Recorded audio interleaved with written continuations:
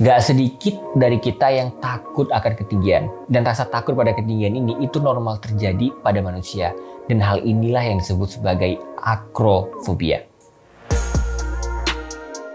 Apa itu akrofobia? Dilansir dari Medical News Today, akrofobia adalah rasa takut yang intens atau kebangetan nih pada ketinggian.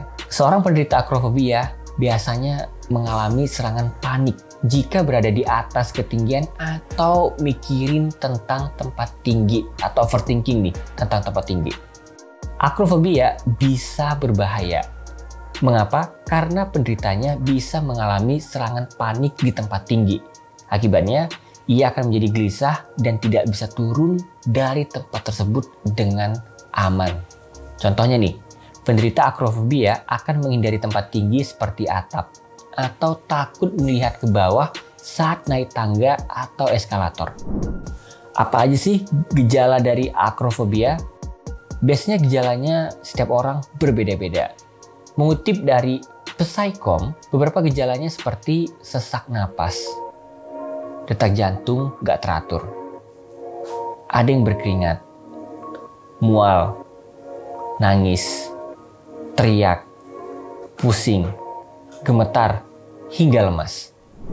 Sebelum lebih jauh, apa aja sih yang bisa menyebabkan seseorang menjadi akrofobia? Sampai saat ini belum ditemukan penyebab pasti seseorang menderita akrofobia atau takut pada ketinggian. Tapi para ahli telah menemukan beberapa teori bahwa penyebab akrofobia adalah pengalaman trauma. Melansir dari Healthline, akrofobia bisa berkembang akibat pengalaman yang menyebabkan trauma terhadap ketinggian. Penyebabnya nih bisa jatuh dari tempat tinggi atau melihat orang lain jatuh dari tempat tinggi, atau bisa juga mengalami serangan panik atau pengalaman buruk saat berada di tempat tinggi. Akrofobia bisa terjadi karena faktor genetik atau faktor lingkungan. Contohnya nih, kamu bisa menderita akrofobia jika ada anggota keluarga yang juga mengalaminya. Penjelasan yang paling bisa diterima secara luas atau logis adalah akrofobia berasal dari ketakutan alami, natural, karena jatuh atau terluka atau bahkan kematian. Kesimpulannya, seperti ketakutan dan fobia lainnya, akrofobia diciptakan oleh pikiran bawah sadar sebagai mekanisme pelindung. Berarti kita jangan sampai nih menciptakan hal-hal yang tidak semestinya atau overthinking berlebihan tentang ketinggian. Penderitanya bisa menjadi gak produktif dalam kehidupan normal sehari-hari. Contohnya, takut naik tangga, takut berdiri di atas kursi, takut naik ke atap, dan yang lainnya. Terus gimana sih cara menghilangkan fobia ketinggian atau akrofobia ini? Yang pertama, bisa mencari pengobatan. Hal yang harus dilakukan adalah mempelajari tentang apa itu akrofobia. Kemudian, cari tips maupun terapi kepada ahlinya.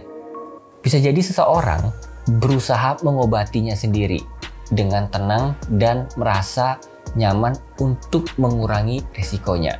Misalnya nih, mencoba untuk berada di lantai 1. Kemudian dia bisa menenangkan diri dan melihat ke bawah. Percaya diri dan berusaha untuk mengurangi resiko dari jatuh. Setelah berhasil, dia bisa mencoba naik ke lantai 2.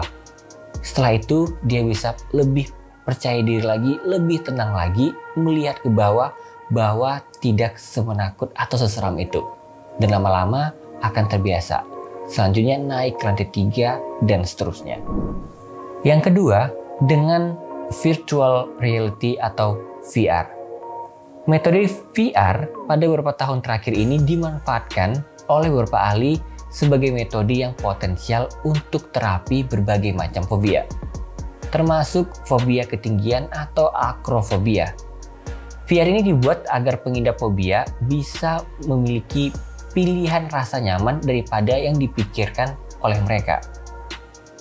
Perangkat lunak komputer ini juga memberi pilihan agar segera berhenti jika dirasa ada hal yang memberatkan oleh orang tersebut. Terapi ini cukup dilakukan di ruang tertutup kemudian dipraktikkan di kehidupan nyata. Sewaktu kecil, saya adalah seorang akrofobia.